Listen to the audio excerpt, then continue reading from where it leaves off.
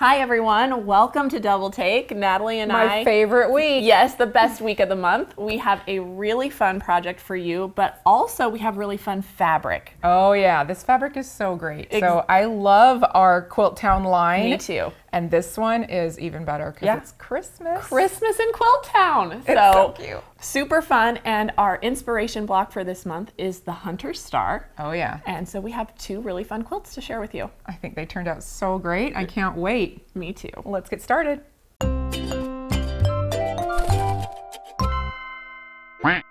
Right, Nat, so you're up yes, first. I'm very excited. So you guys can see the quilt behind me. I'm calling it Curved Hunter Star because that's searchable and easy to remember. Yep. It's really fun though. You're gonna use your Drunkard's Path template and you're also gonna use some half square triangles. This is the block and it's a lot easier than it looks. It's beautiful. I promise. But I think it has some really cool wow factor. I agree. All right, so to make my quilt, you're gonna need a package of 42-inch, 10-inch squares, and I used Christmas in Quilt Town by Missouri Star Quilt Company.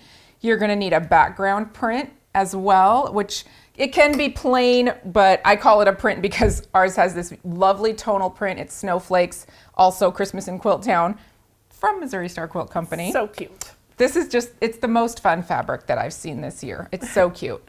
You'll need a little bit for your inner border, about 3/4 of a yard, and your outer border, about 1.25 yards.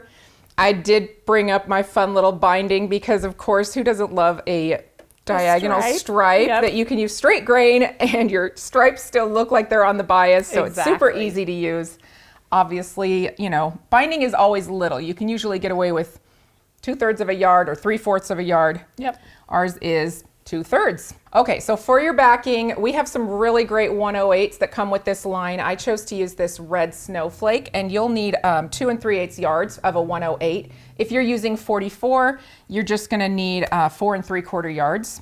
Some of the other fun things that you'll need are the Drunkard's Path template, and I used Missouri Star's Drunkard's Path large template for all these beautiful curves. Yes. And then you may want a glue stick to secure those ends, and we'll talk about that later when we get there.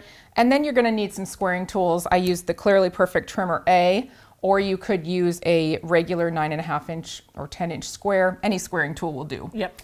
But that's about it, so let's get started.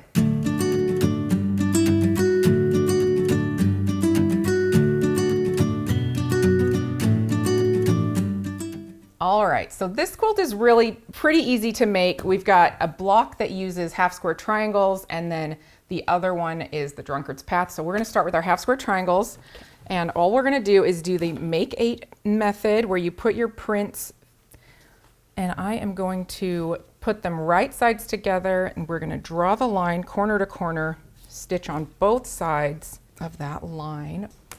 So we are gonna draw the line going both directions.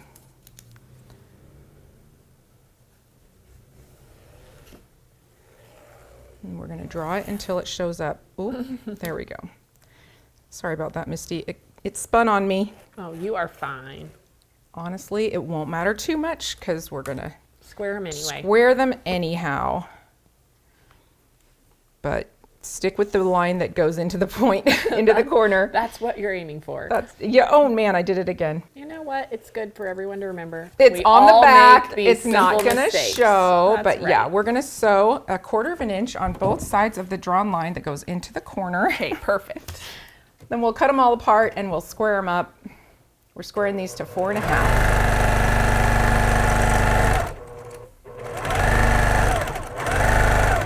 Ooh, now my fabric is sliding. No worries. I always feel like this is something we've done 100 times, but there's probably someone out there who this is their very first time, so I want to like rush through it because we all know how to do this, but we want to make sure that if it's your first time watching and you have never made half square triangles using this method, that you get a really good idea of how to do them. That's right. Well, this has been some of my worst half square triangle sewing, so I'm very glad we're going to be squaring these. You know what? We all have those days. Yeah. I mean, it was my worst line drawing ever, so we're just a little wonky. And the good news is, it doesn't have to be perfect. That's right.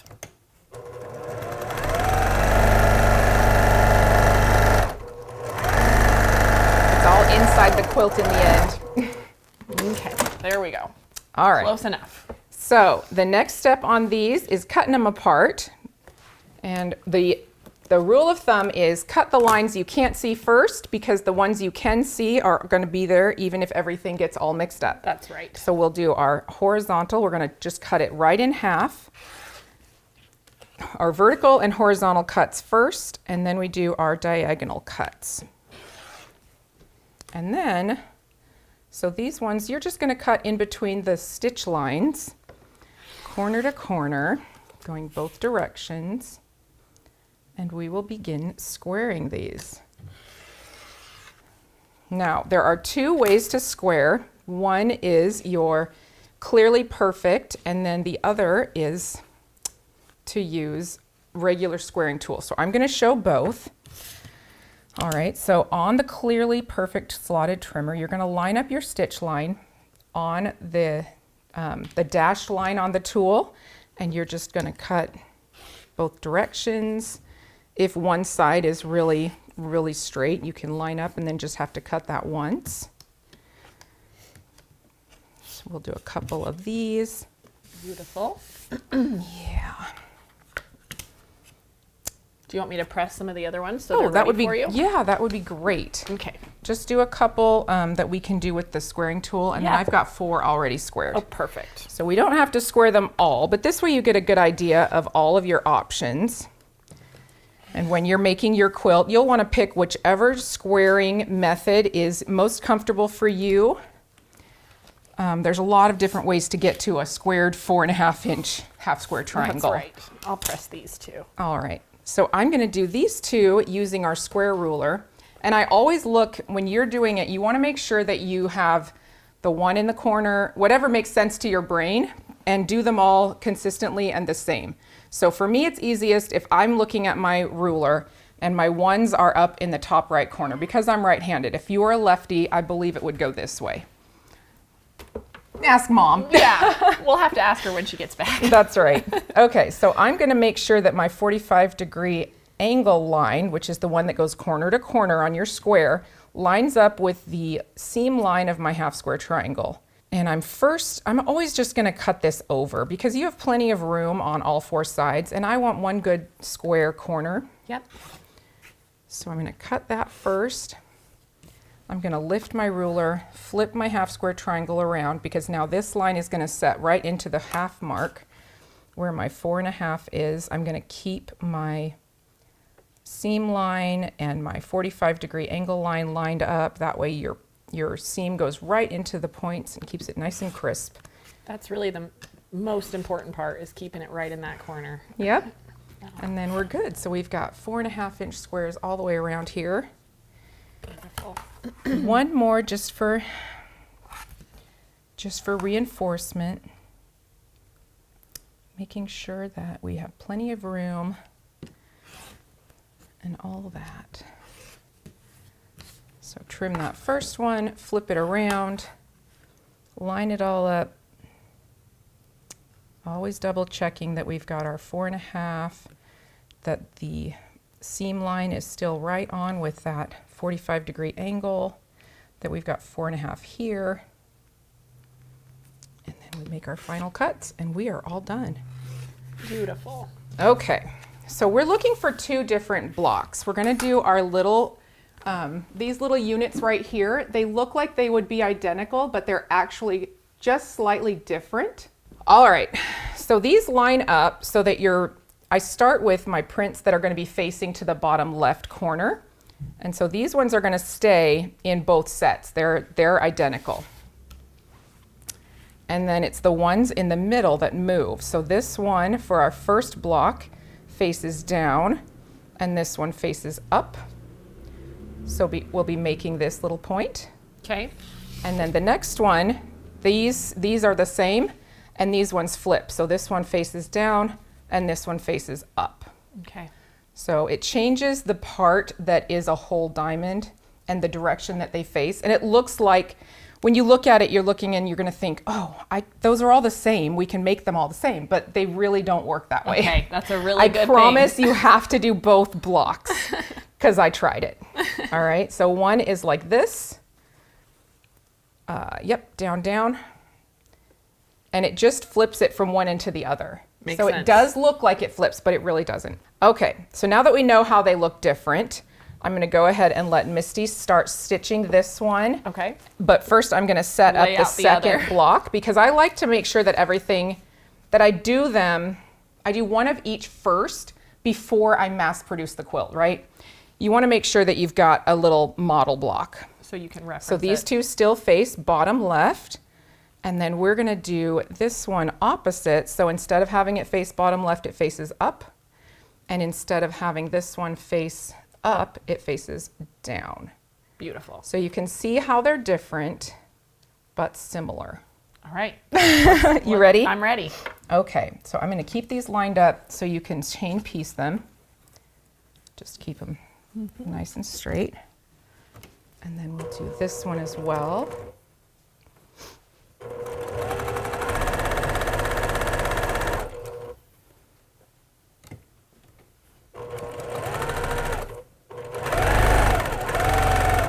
Okay, I would go ahead and keep those connected, fold them. Yep. Make sure they look right. Yep, and then nest those seams, and our block, our first part of it will be done.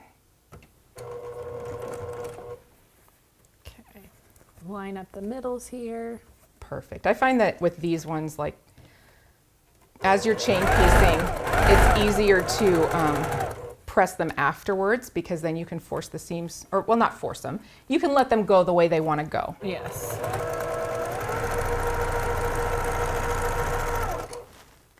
All right. Awesome. That There's looks one. great. Okay, I'm going to let you go ahead and stitch that one together, and I'm going Okay. to press this block. I'm going to set my seams first, and then we will go from there. Beautiful. We'll set these aside, and we'll do our little Drunkard's path blocks. I am excited about this. This is such a fun quilt. I love it. I love that it worked. I know, that's kind of the best part of the design process for me too. You're like, it I have worked. an idea, and then to see it actually come into Yes. fruition and like make sense, and I love it. It's magical. It's also fun to see it in different fabrics, because I originally had this as a 2-color quilt, which looks really cool, but it also looks cool in print. Yeah, absolutely. So, alrighty, so this is our, whoops, which way? There we go. This is our block A, And I'm almost done. or unit A, or whatever. It's not, it's part of a block. There we Yep. go. All right. I don't know what gets wrong with my brain, but when I look at them, I still think they look the same. Yeah. You can't trust it. No, I can't. But here's the deal, right? They look different. They are definitely They opposites. are opposites. Yep. And there's no way to like make them not be opposites, but this is how it needs to be in order to make the Hunter's Star quilt. Yep. All right, so now we're gonna make our Drunkard's Path blocks, and I used the large template. We're gonna grab a print and a solid, or a background of each, and I love how well these things just go together. You use an equal amount of fabric for both parts of the block, and it comes together Right. so neat. It's very satisfying and efficient. Very little waste. That's right. Yep. Okay, so what we're gonna do first here is we're gonna cut our curve. I like to get the big cut out of the way just to make sure I have enough room for everything. And there is plenty of room on this. It's a 10-inch square that we're cutting down to 8.5. So we'll have plenty of space. Ooh. We have a Got a nice couple little sharp threads. blade. And I just have some tiny little spots that didn't go all the way through. I think it's because like sometimes your mat flexes when you're cutting. Yeah, or gets little nicks in it after using it for a good amount of time. Yeah, and we use ours like crazy. Yes, we do. All right, so then your A template, you're gonna line up this 8.5-inch straight line with the edge of your fabric corner. And if it's not square, you will wanna square that. You'll wanna make sure that it's like nice clean edge that you can put your corner into. Yep. Mine is looking great, I'm not worried. And I'm just gonna go ahead and cut this. And there. So you have a little bit of little bit of waste for your crumb bin, but that's Not cute. a whole lot. Yeah. Not a lot. All right, now these we're gonna set aside and we are going to place the opposite pieces with each other. This is where if you're new to curves and you want a little bit of extra security, you could use a little glue stick to glue the edges. I also like to do a little finger press and put my middles together just to make sure that I don't have stretch that goes one way or the other, so that you have like a lot on one side. It can get kind of wonky and out of shape. So I like to have a couple of checkpoints. There is this whole hills and valleys thing with Drunkard's Path, and you want to do one side where you fold it in on the print, and then the other side is the opposite, so that they nest into each other like a perfect little book, kind of. So if you got one going opposite, just flip it. It makes life easier. And so I'll put a little pin there, just one in the middle. I don't know, do you pin yours? I do pin the center, especially on these larger ones. And then there's that glue stick. Yep. So the glue stick, you can just put a little dot right here on the edge and glue that little space there. And then another one right up here on this edge and glue this space here. Just helps those two And ends line up this is a perfect. great, like, it's so large. It's such an easy curve. And having the pin and the little bits of glue, it should help to make it a lot easier. So this is great practice. Right, this size, Drunkard's Path, is perfect if it's your first time tackling curves. I Yes. think you'll be surprised at how easy they are to stitch. Yes, and very satisfying. Yes. All right, I'm gonna do the same with this. Okay, so and I that- will start stitching this one. And you Okay. just have to slow down and take your time on these curves a little bit. And Yep. that's all right. Go slow, let it. Okay, so that one needs to go out.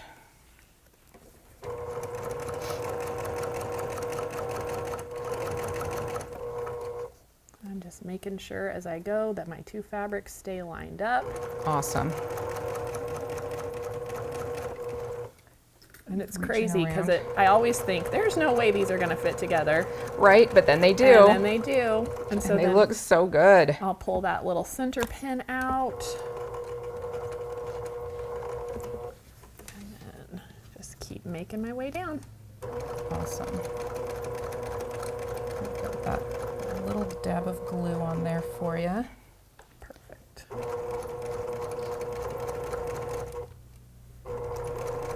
I find that I don't like to glue the entire thing because I like to have a little bit of flexibility as I'm sewing. The curve makes it gives it enough stretch that it goes where it needs to go, but if I pin or glue too much, then I end up feeling like I have agree. tucks and things like that. I feel like I have to fight it more. And so Yeah. there's just a few little things that make it really helpful. Okay, I'm gonna press this back. It's one of my favorite parts because the pressing on these it's so satisfying.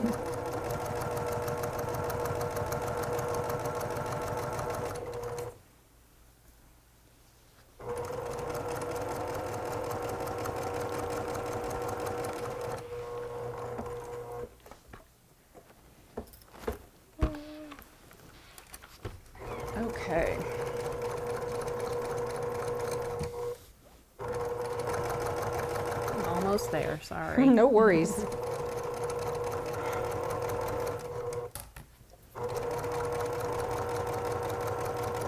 It is one you want to take just a little bit of time to make sure you've got it how you want it to be. I got a little tuck there, but I don't think I don't it will think matter. it's going to show at all.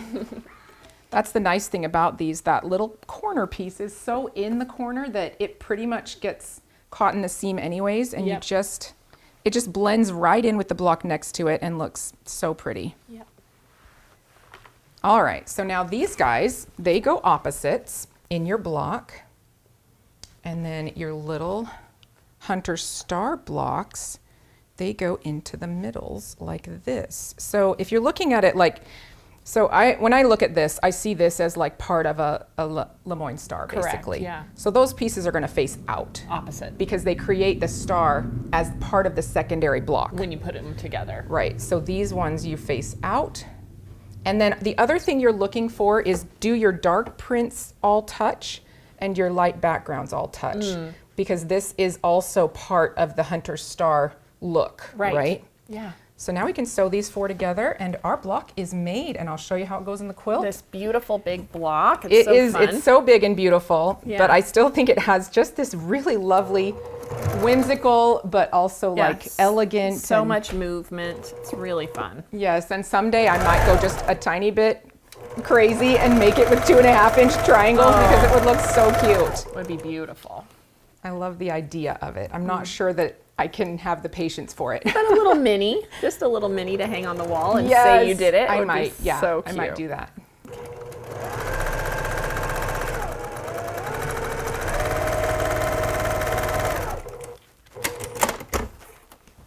All right. The other nice thing about it is once you've got your pieces together, your little half square triangle pieces, there aren't a lot of points or places that you have to really worry about things matching or it looks off. You know, this is one that's very forgiving, very easy. You don't have to worry too much about stuff because it's so large and so easy to put together. It's been very fun to sew. It's definitely on my favorites lists of things that I got to do this year. I love it. That's awesome. There we go. All right, one more quick press. Let's do some seam setting here. We'll set these ones as well, just a little bit to get everything to relax and lay flat. Don't be upset, we're just gonna press you out.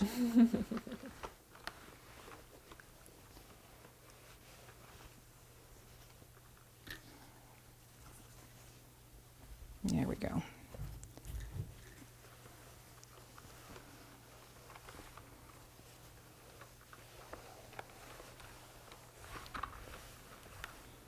So fun. Yes, pressing is so satisfying to me too. I agree. I love a good flat block. All right, so there you have it. This is the block. Oops, let me show you it right here first.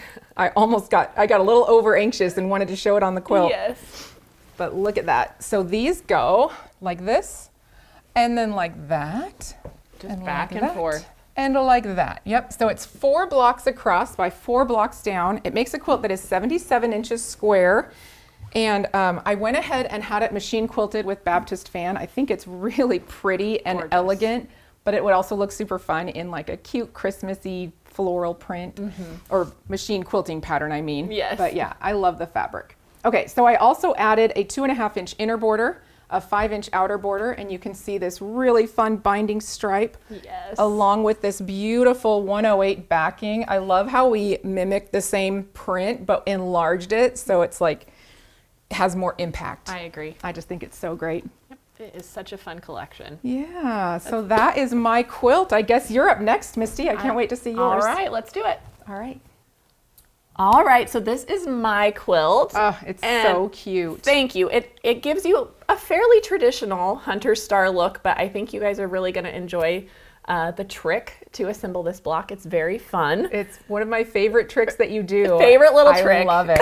And so the other thing that I really love about this is as I was designing it, and with it being Christmas in July, I thought maybe it would be fun if we had gifting in mind. And so if you're making quilts for a gift, you can actually make 2 quilts this size that you see here or a larger version. They're both included in the pattern. Nice. And so I'm going to give you the supply amounts for the larger version. But if you want to make 2, just refer to the pattern itself and it'll give you all the specifics for what you need. So let me show you what you need to make this quilt. Okay. Up first, you're going to need 1 package of 10-inch squares. And of course, I'm also using this adorable Christmas in Quilt Town collection. For your background, you are going to need 5 1/4 yards. I use that fun tonal just like Natalie. You also need some accent fabric, and that is the red that you see here. You need 2 1/8 yard. And then for your border, you are going to need just under a yard if you make the large quilt, and if you do 2, you'll need a little bit more than that. Right. You know. Yep, bulk up on your border when you've got 2 quilts going. Exactly. I use the same print for my binding.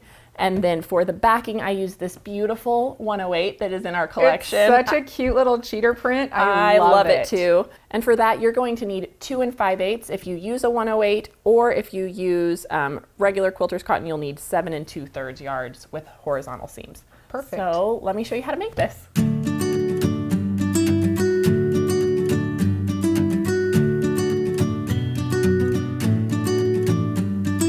So this is the block that we're going to be making for this quilt. It's all made exactly the same way. And up first, we're going to make our little hourglass units. Okay. And so the reason that it's fun to get 2 is you get enough for 2 blocks out of your matching 10-inch squares. So if you grab 2 10-inch squares, the first one we're going to pair up with our background. I always have to check and make sure with these little tone-on-tone prints that I actually have right sides together. And so we are going to do that, line up our 10-inch squares, and then I'm going to draw a line, just one corner to corner here. Nice.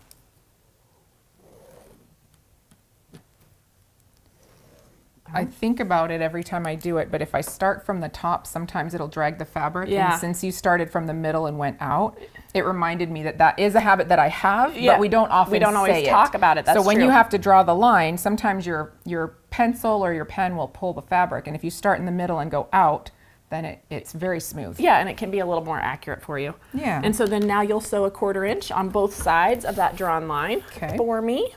Perfect.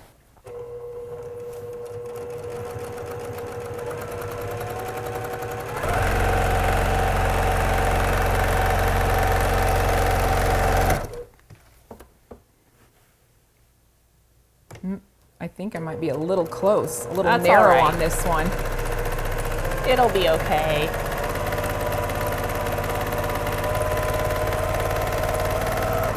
Okay. Beautiful. All right, so then now we can cut this apart. There we go, and then I'll press these open. I do love making hourglass blocks because you don't have to square that first half square Right. triangle, and it feels like a little bit of a cheat. Just a little win. I'm like, oh goody, I don't have to square these twice. Yes. So I am going to press these both to the dark side. Just roll my fabric back that way. And then we will put them right sides together again. And I always make sure that those seams are kind of locked. You can kind of feel when they catch each other. Yep. Ooh, A little bit like up there. that block lock tool where Yeah, you can feel it kind exactly. of grip. Same idea. And I'm more worried about those locking than the corners matching perfectly because we're going to square all this up. Yep. And so then just like we did before, now we can draw a line Cool. corner to corner. And then I'll have Natalie sew a 1/4 inch on both sides again. Excellent.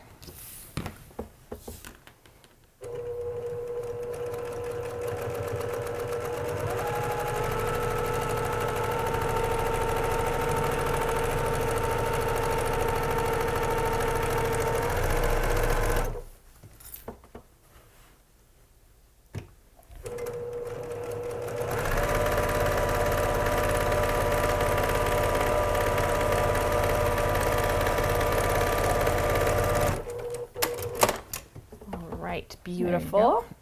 So then we will cut those apart as well. Okay, and so for the first one, I have this larger Clearly Perfect slotted trimmer. This is trimmer B2, and the size you're looking for is 9 inches.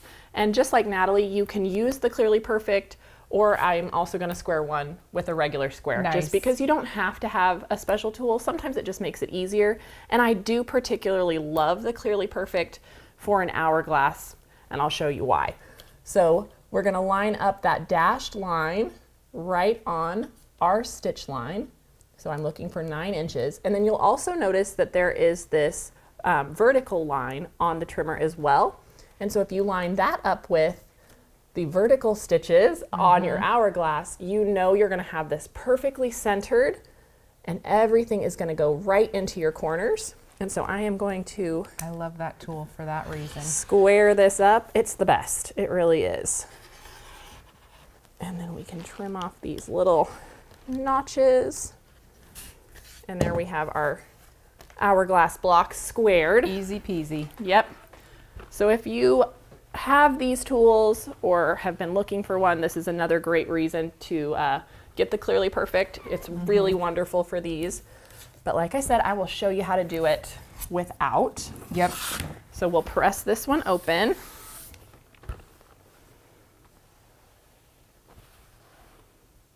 Beautiful. It really is. Okay. And so just like Natalie showed before, I like to start with the 1 up in that corner, and we're looking for 9 inches, which means I need the 9-inch mark to line up with the seams that are going into my corners. And then I also need this 45 to be in line. So that's what I'm checking. And I'm just gonna start by cutting these 2 sides.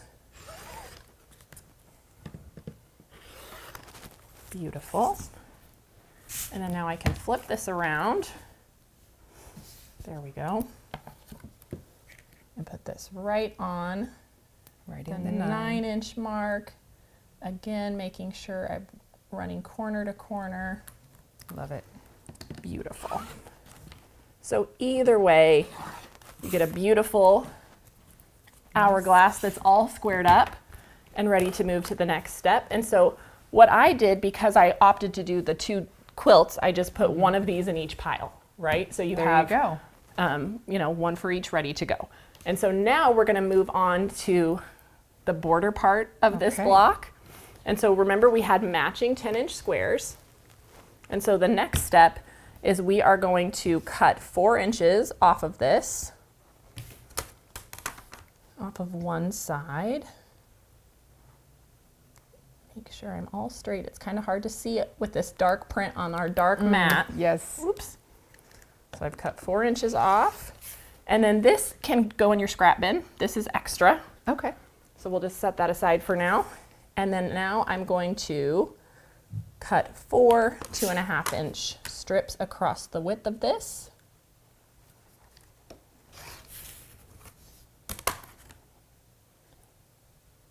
Again, just making sure I'm straight. It's hard to see. And one more cut. There we go. And so we're going to need 2 of these per block. Okay. So again, enough for both. Right.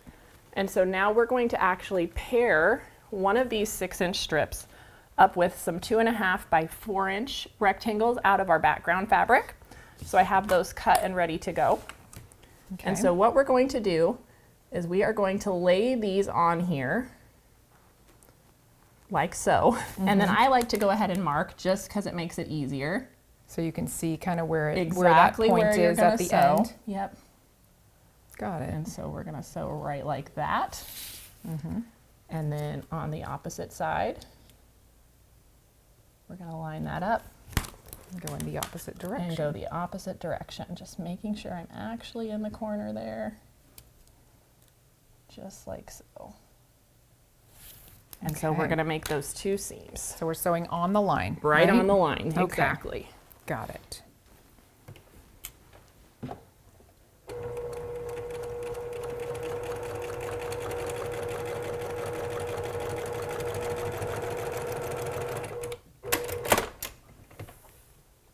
Reline that little baby up, and here we go.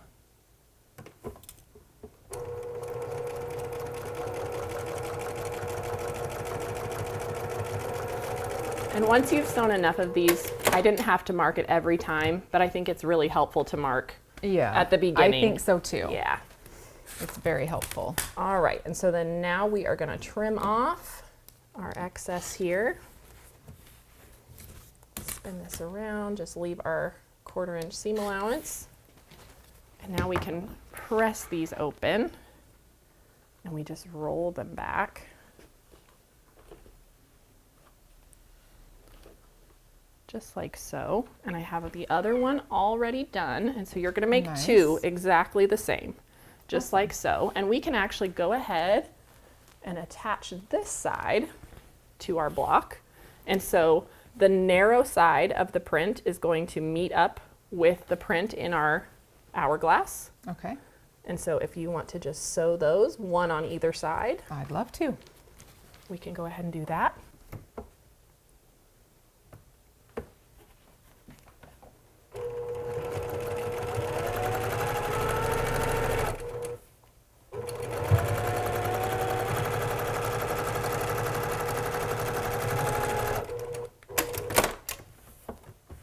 Almost Like lost this it. and Yep. the like of that. Okay. That's right.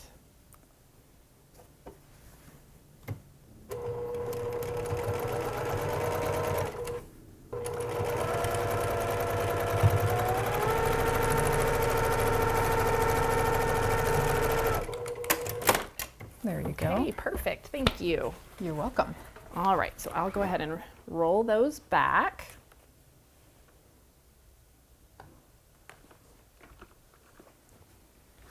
And then roll this side back as well. That block by itself is really cute. I thought the same thing. So, you know, this would be fun by itself, but we are going to now use our background and our accent fabric to finish out these other two sides. So we have a square block. Okay. And so I have those cut as well. This is all based on 2.5-inch strips. So that's, you're gonna subcut your yardage into 2.5-inch strips. Okay. And so we have 2.5 by 6 inch of our red.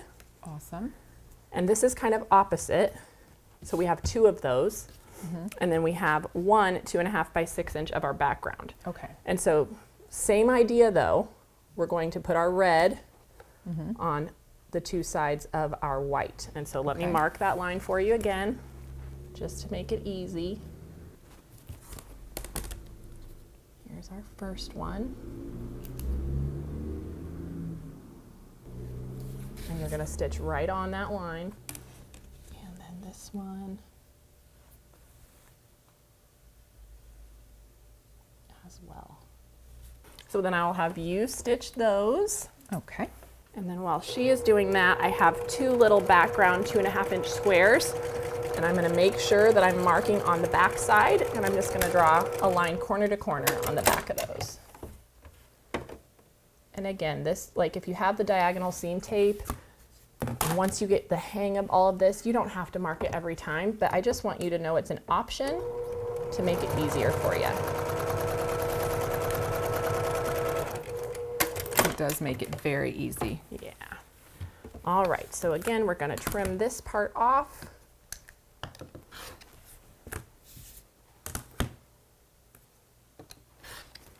Leaving our seam allowance, roll these back. There we go.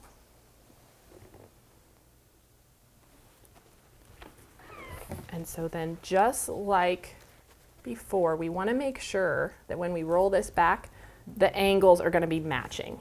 Right. And That creates that Lemoyne star point. Exactly. And so they should be going in opposite directions, and we'll sew right on that Awesome. line again. And just like we did with the print, you're going to repeat this exact same thing. This is what we'll get in the end. I have one of those ready to go. We're doing 2 of them. 2 per at a block. time. Yep, 2 per block.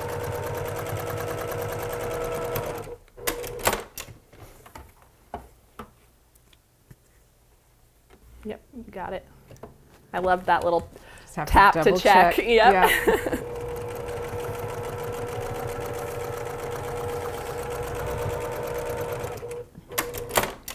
There you go. Okay, beautiful. And so then again, we're just gonna trim. This is definitely a block that you kind of want to build a little nest for yourself. Yeah, because you're kind of back and forth Yep. with the iron and your pencil and your cutter. Exactly. Yeah. And so then we will roll these back.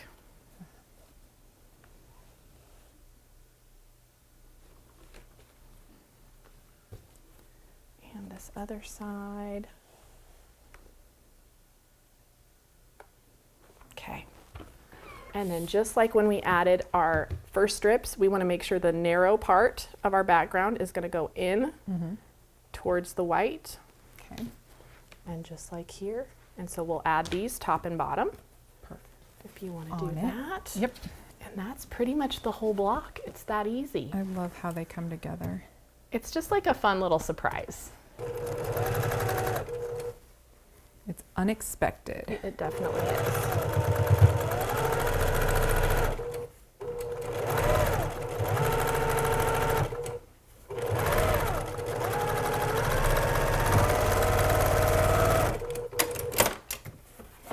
There we go. Yep. And she can flip that around, make sure the narrow side narrow goes in. side in. Yep. And then here we go.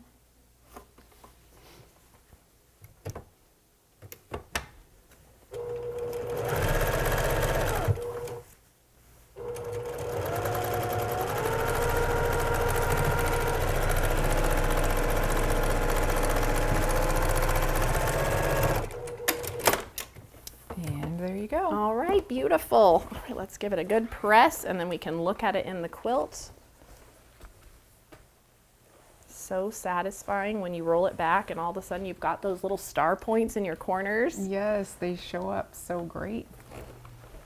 I love how it looks with the accent fabric and how all Yeah. your little hourglasses are so cohesive. Thank you.